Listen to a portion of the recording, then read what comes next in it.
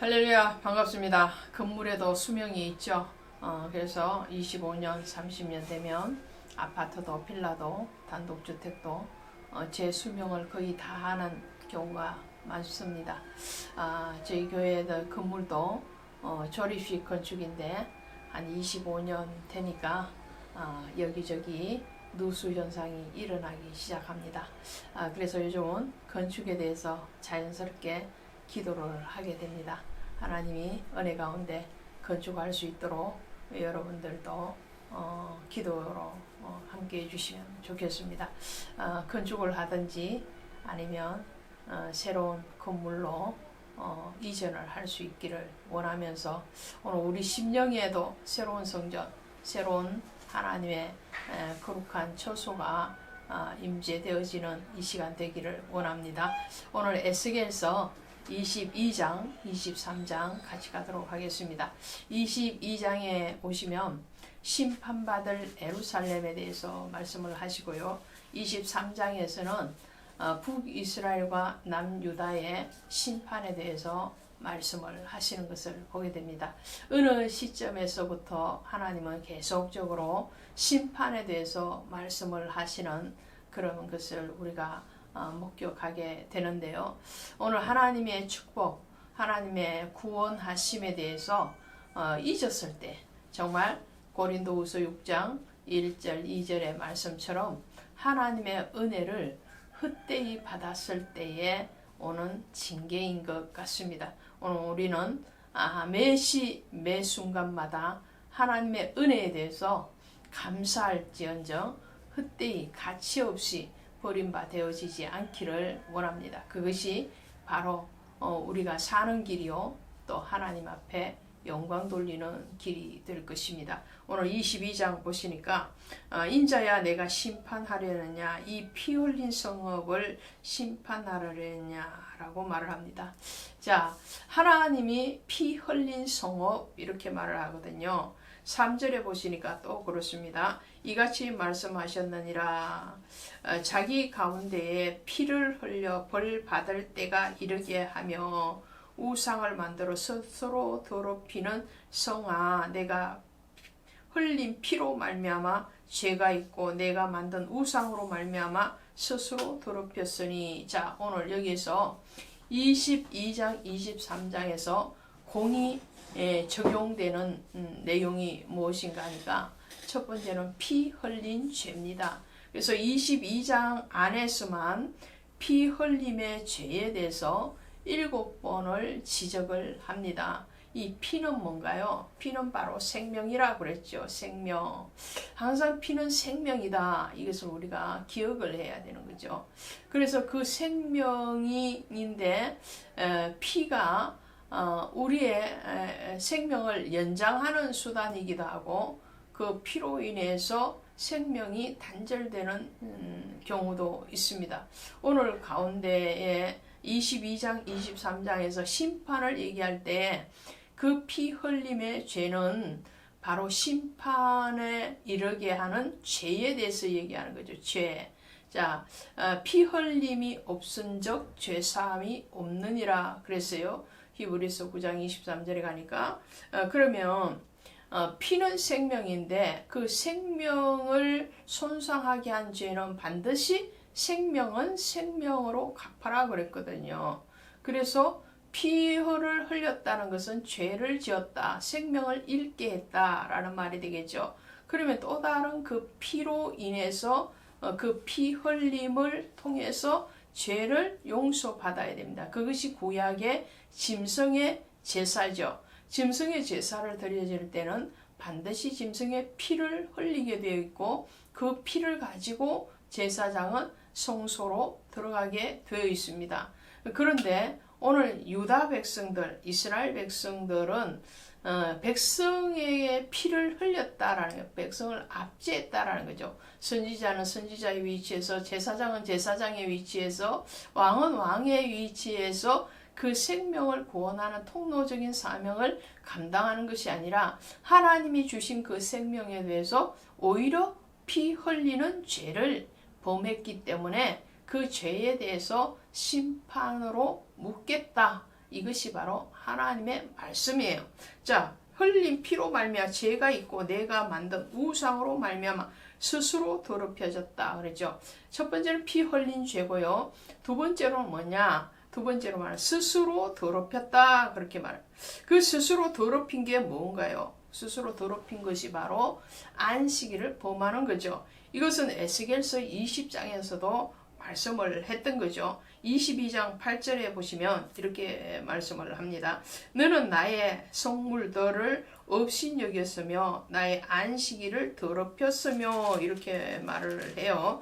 그런데 23장에도 가시면 23장 38절에도 가시면 이와 같은 말씀을 또 하고 있거든요. 이 외에도 그들이 내게 행한 것이 있나니 당일에 내 성소를 더럽히며 내 안식일을 범하였도다 그렇게 말을 합니다. 자, 이 안식일의 제도는 이미 창세기에서 등장을 하고 있죠. 하나님이 6일 동안 천지 만물을 창조하시고 난 뒤에 제7일에 안식하셨음이니라 그랬어요. 그리고 그 안식일에 대해서 하나님이 율법으로 정해 주셨습니다. 그 율법으로 정하셔서 어떻게 해요? 그 안식일을 지켜라. 그것이 하나님의 명령이다 라고 출애굽기 31장에서 못 박아 놓고 있습니다. 그런데 그 안식일을 지켜야 되는 이유, 그 이유가 무엇인가 하니까 에스겔서 이전에 봤던 20장 가시면 잘 설명하고 있죠. 20장 12절에 또 내가 그들을 거룩하게 하는 여호와인 줄 알게 하려고 내 안식일을 주어 그들과 나 사이에 표징을 삼았노라. 그래서 안식일을 지키는 것이 거룩하신 하나님을 예배하는 것이고 그 하나님을 거룩되게 하는 것이다 라고 말을 하는 거예요. 그래서 그 안식일은 너희 대대로 지켜라, 언약이다 라고 말씀을 하셨는데 이스라엘 백성들, 유다 백성들은 그 안식일을 더럽혔다라는, 지키지 않았다라는 거죠. 그 안식의 개념이 뭔가요? 안식의 개념은 주 안에 있는 것이죠. 주 안에서 형통하고 주 안에서 평강하는 것이 안식이죠. 물론 그 안식은 예배를 통해서 또 하나님과의 교제를 통해서 이루어지는 것인데 오늘 유다 백성들이 이 안식일을 더럽혔다. 그런데 더럽힌 게 뭐라고요? 스스로 더럽혔다. 업신여겼다. 그래서 성소를 더럽혔고 너희를 더럽혔다. 안식일을 주신 목적이 뭔가요? 거룩이라고 그랬어요. 그래서 거룩이라는 것은 구별되다 이런 거예요. 구별되다. 성도는 구별되어졌고 교회가 구별되어진 것 같이 너희가 나를 구별하고 마음을 구별하는 것은 하나님 앞에 거룩의 하나님을 예배하는 것일 뿐만 아니라 너희 자신을 거룩하게 하는 것이에요. 그래서 땅에 기는 것으로 너희를 더럽히지 말라 그래. 레위기를 하나 보시면요. 레위기 11장에 가시면 11장 43절 44절 가시면 너희는 기는 바 기어다니는 것 때문에 자기를 가증하게 되게 하지 말며 또한 그것 때문에 스스로 더럽혀 부정하게 되게 하지 말라. 나는 여호와 너희의 하나님이라. 내가 거룩하니 너희도 몸을 구별하여 거룩하게 하고 땅에 기는 길짐승으로 말미암아 스스로 더럽히지 말라. 우리는 거룩하다라는 것은 하나님의 속성이죠. 그 하나님의 사람으로 살아가는 것. 그것은 다시 말씀드리면 땅의 욕심, 땅의 정욕으로 우리 자신을 더럽히지 않는 것이다. 그것을 나를 정해서 안식일의 개념으로 주신 거예요. 그런데 그 안식일을 더럽혔고 그것은 곧 자신을 더럽히는 것이고 하나님을 욕되게 하는 것이고 하나님의 성전을 더럽히는 것이다 라고 22장에서도 23장에서도 말씀합니다. 더럽혀졌으니까 더럽혀진 사람들이 하는 것이 뭘까요? 바로 피 흘리는 죄라는 거예요. 그래서 죄를 짓게 돼 있다라는 거죠. 하늘의 거룩이 떠나간 만큼 죄는 가까이 오게 돼 있는 거죠. 그래서 이스라엘 백성들은 찌꺼기와 같이 되었고 선지자나 제사장이나 고관들은 또 그들이 땅의 욕심으로 인해서 과부와 고아와 나그네를 압제하고 가난한 자를 핍박하는 그런 피 흘리는 죄 가운데 있었다라고 말을 하는 것이 22장이고요. 23장에서는 북이스라엘과 남유다에 대해서 이렇게 말을 하죠. 23장 4절 보시니까 오홀라는 사마리아요 오홀리바는 예루살렘이니라 그랬어요. 오홀라라는 뜻은 그녀의 장막이라는 뜻이고요. 오홀리바는 나의 장막이 그녀의 속에 있다 이렇게 말을 하죠. 이 장막이 뭔가요? 장막은 개인이 거주하는 집을 얘기할 때도 장막이라는 말을 쓰지만 대체로 구약에서 장막이라는 개념은 성막과 같은 개념이죠. 성막 또 장막 회막 같은 뜻으로 쓰여질 때가 많습니다. 그래서 하나님의 거룩한 처소다 이런 거죠. 그래서 북이스라엘을 대표하는 도시가 사마리아죠. 북이스라엘의 수도이기도 하고요. 그래서 이 사마리아를 오홀라 그녀의 장막이라고 했어요. 그녀의 장막이라는 것은 개인이 만들었다 이런 거예요. 왜 그러냐면 북이스라엘이 첫 출발이 여로보암 왕으로부터 출발을 하는 거죠. 여로보암이 북이스라엘의 왕이 되면서 베델과 단에다가 우상을 만들어서 세워놓고 거기에서 절기와 예배를 드리게 하죠. 남유다인 예루살렘으로 내려가지 못하게끔 한 그것이 바로 자기의 장막이었습니다. 그 우상 섬김의 장막인 거죠. 자기의 장막을 만들었다라는 말이고요. 오홀리바는 남유다 예루살렘 성전이 있던 그 예루살렘 성을 얘기하는데 오홀리바는 나의 장막이 그녀 속에 있다. 하나님이 유다 속에 들어가 계신다는 거죠. 그러함에도 불구하고 북이스라엘인 사마리아도 아수르나 애굽을 의지했고요. 남유다인 이 예루살렘도 바벨론을 의지하다가 다시 애굽을 의지하게 되고 이방 나라들을 의지하게 되죠. 하나님이 그 속에 계셨고 하나님의 장막으로서의 사용되어져야 되는데도 불구하고 이방 나라에게 의지하고 힘의 원리에 의해서 지배당하고 또 우상 섬김에 앞장섰던 그들의 죄에 대해서 하나님이 물으신다는 거죠. 그 물으심이 뭔가요? 5절에 보니까 23장 5절에 오홀라가 내게 속하였을 때 행음하여 그가 연애하는 자 곧 그의 이웃 아수르 사람을 사모하였으니 자기가 연애했어요. 아수르의 힘을 의지했어요. 그런데 그 의지했던 그 아수르가 잘생긴 청년인 것 같고 준수한 것 같았으나 그 아수르에 의해서 오히려 멸망을 하게 되죠. 그것이 10절입니다. 그들이 그의 하체를 드러내고 그들이 누군가요? 바로 아수르와 애굽을 얘기합니다. 그의 하체라는 것은 사마리아의 하체죠. 그러니까 북이스라엘을 수치를 드러냈다는 거죠.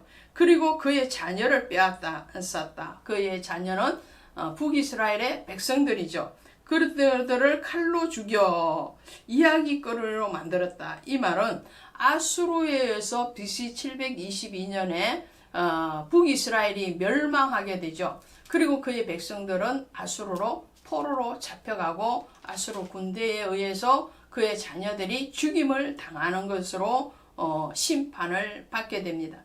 그 다음에 그 오홀리바 그랬어요. 그 오홀리바는 남유다를 얘기죠. 남유다는 이것을 보고도 자 북이스라엘이 어떻게 해서 망했는지 뻔히 봤어요. 봤는데도 불구하고 깨닫지 못하고 오히려 더 힘센 나라를 찾아서 기웃거리고 그들에게 의탁을 했다는 거죠. 그로 인해서 받은 심판이 뭔가요? 그것은 바로 이거죠. 29절에 보시니까 그들이 미워하는 마음으로 내게 행하여 내 모든 수고한 것을 빼앗고 너를 벌거벗은 몸으로 두어서 내 행음에 벗은 몸 곧 음란하며 행음하던 것을 드러낼 것이라. 그들이 드러내는 것은 남유다가 BC 586년에 바벨론에 의해서 수치가 드러나고 멸망했던 것을 얘기합니다. 그 멸망의 원인이 뭔가요? 바로 하나님을 잊었다는 거죠. 하나님이 그 속에 들어가 장막으로 성막으로 거주하시기를 원하셨지만 하나님의 집, 하나님의 성전이 되어야 되는 그들이 이방의 성전이 되고 이방의 집이 되고 그 이방인들을 의탁하고 나라의 힘을 의지했을 때에 하나님은 그들을 오히려 의지했던 그들을 이방 나라를 통해서 심판하셨다라는 말씀을 하는 거예요. 35장 5절에 가시니까 그러므로 주 여호와께서 이같이 말씀하시니라 내가 나를 잊었고 또 나를 내 등 뒤에 버렸은저 너는 내 음란과 내 음행의 죄를 담당할지니라. 너희가 나를 버리고 나를 잊었으므로 너희는 그에 합당한 심판을 당했다라고 말씀하는 거죠. 38절에 다시 말씀하시잖아요. 당일에 내 성소를 더럽히며 내 안식일을 범하였도다. 자, 23장이나 24장은 같은 맥락이에요.